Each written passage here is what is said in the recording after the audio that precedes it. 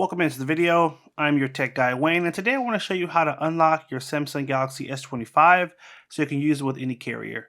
The first thing you'll need to do is go to the phone app and go to the dialer and type in star pound 06 and then pound.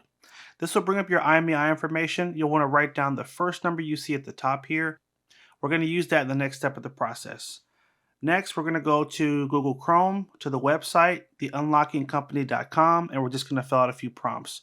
Starting with the manufacturer, which is going to be Samsung.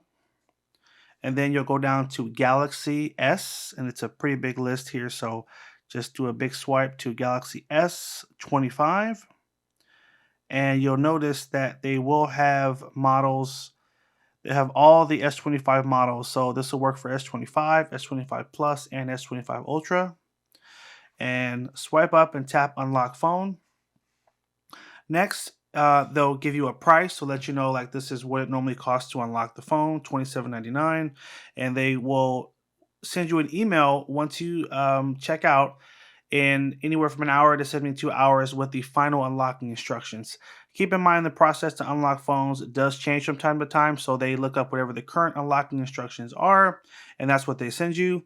And also, go ahead and finish filling out the prompt. So select the country you purchased the phone in, the carrier, which is AT&T, and then here in the IMEI box, this is where you type in the IMEI that you got in the first step of the video. And from there, you'll add it to cart, checkout, and pay. Now, a couple of things I want to point out. At the very top of the website, there is a phone number where you can call to connect to support. There's a number to text. There's an email address, and there's a WhatsApp number. So you have 4 different ways to contact the company if you have questions or if you have an issue with an order or you just want to follow up. You've got different ways to connect with them. Once they send you the final unlocking instructions, you'll want to find your phone's box if you still have it and look for your SIM tool, which looks like this.